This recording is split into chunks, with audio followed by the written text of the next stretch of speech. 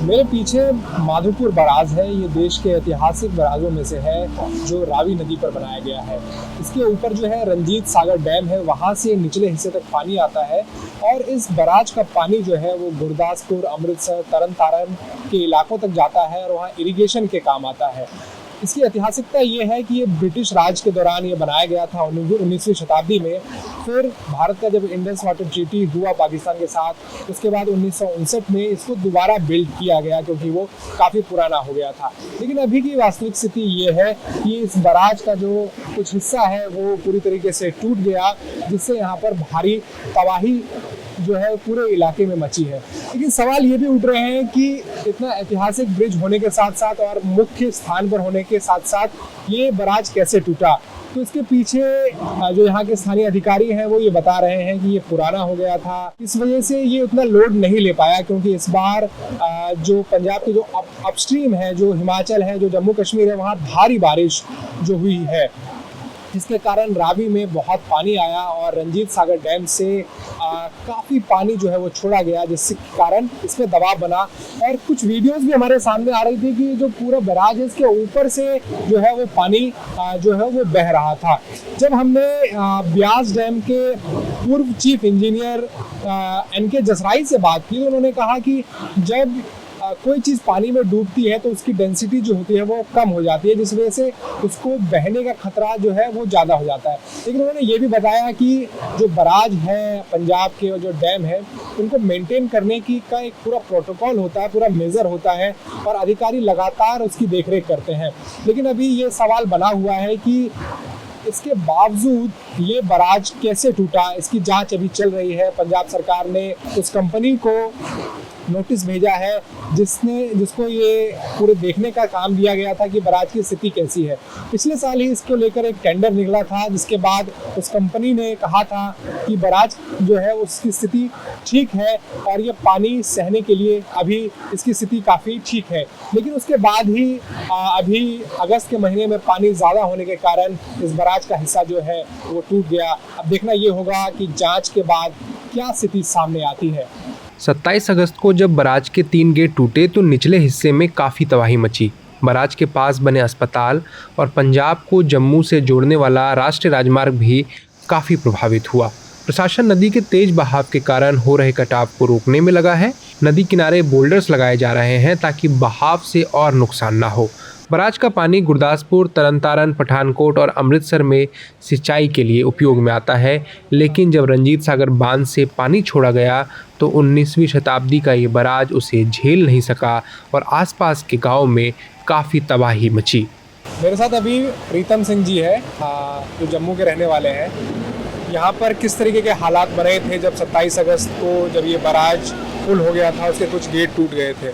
जी 27 अगस्त को क्या था ना, पूरा ये पानी था। ये रावी जो भी दिख रहा है इसमें पूरा पानी था। ये ब्रिज था और ये जो दिल्ली कटरा नेशनल हाईवे है, तो इसके इस तरफ में जो भी था पूरा पानी और ये गेट हैं बराज के, इनके ऊपर से भी जा रहा था। और रात को ऐसा हुआ कि 12-12:30 के करीब जो है यहाँ से ये टूटा और टूटने के बाद फिर यहाँ से आया, यहाँ से इधर गया, इस रास्ते से भी पानी गया, तो पूरा ये तहस नहस हुआ। ये CRP का कैंप था, ये पूरा जो है तहस नहस हो गया। इसमें कुछ जवान फंसे थे, 22 जवान CRPF थे और इसमें 3 सिविलियन थे।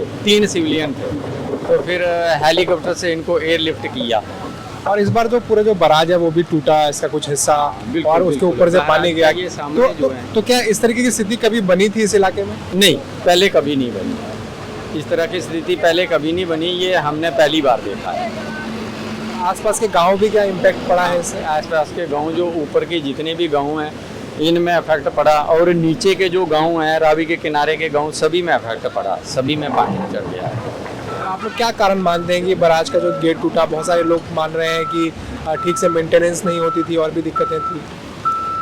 देखो सर, ये तो आप वही लोग बता सकते हैं कि क्या कारण रहा होगा, ये तो वो लोग जवाब देंगे।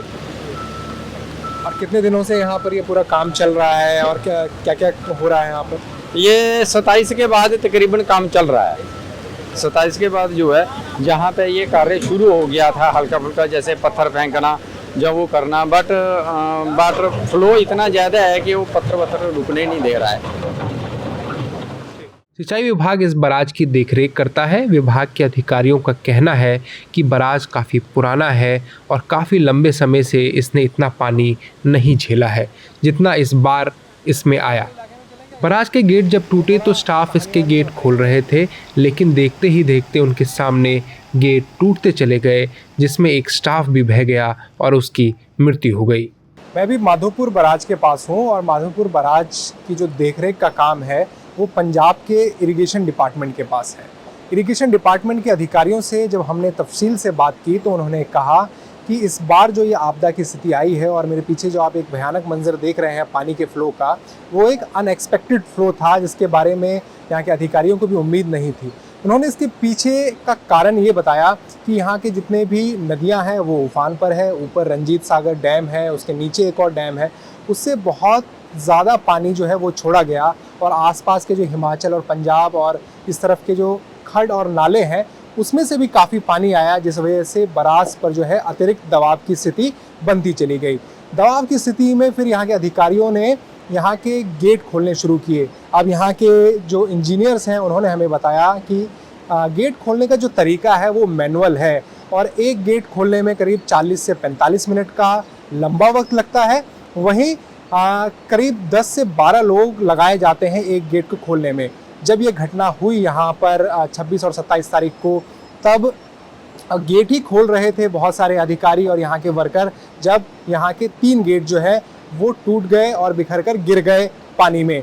लेकिन इसके पीछे हमने और कारण तलाशे कि ये हादसा हुआ क्यों, क्योंकि इस बार जो बाढ़ की स्थिति बनी है पंजाब में उसमें बहुत सारे एम्बैंकमेंट्स टूटे हैं, बांधों पर असर पड़ा है।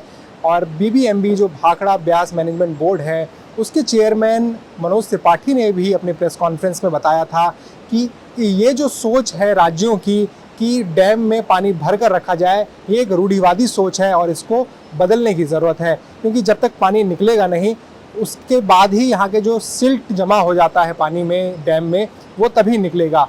और यहाँ पर भी जो हमने माधोपुर बराज के अधिकारियों से बात की तो उन्होंने कहा कि इस बराज में भी सिल्टेशन की बहुत बड़ी प्रॉब्लम है और डिसिल्टेशन का काम जो है बहुत सालों से नहीं हुआ है। और इस बार जो यहाँ के गेट खोले गए थे वो करीब 2 साल के बाद खोले गए हैं और इस तरीके की स्थिति कभी बनी नहीं। उन्होंने ये भी कहा कि रंजीत सागर डैम जो है उसके नीचे एक और डैम है, उसके बाद से इस बराज पर उतना अतिरिक्त दबाव कभी बीते 20-30 सालों में बना नहीं और इस वजह से यहाँ पर जो मेंटेनेंस का काम है उस पर भी असर पड़ा। और हमने ये भी पूछा कि मेंटेनेंस का तरीका क्या होता है, तो उन्होंने कहा कि यहाँ पर हाइड्रोलिक और मैकेनिकल काम तो होते हैं लगातार, लेकिन यहाँ का जो स्ट्रक्चर है जो अंग्रेज़ों के ज़माने में बना था उस पर कभी ठीक ढंग से आज़ादी के बाद काम नहीं हुआ। आज़ादी के बाद थोड़ा सा यहाँ पर रिपेयर वर्क हुआ और कुछ नए कंस्ट्रक्शंस हुए थे, लेकिन उसके बाद से कुछ बड़ा मेंटेनेंस का काम माधोपुर बराज में नहीं हुआ, जिस वजह से जो देखा जा सकता है कि यहाँ पर जो उसका जो निचला हिस्सा है वो इस बाढ़ में टूट कर बिखर कर पूरी तरीके से ध्वस्त हो चुका है। अब सेंट्रल वाटर कमीशन की एक टीम जो है कुछ दिनों पहले यहाँ पर आई और उन्होंने यहाँ का जायज़ा लिया कि क्या स्थिति है। अब उस टीम की जो रिपोर्ट आएगी उसके बाद ही यहाँ पर दोबारा इसे बनाने की प्रक्रिया शुरू की जाएगी।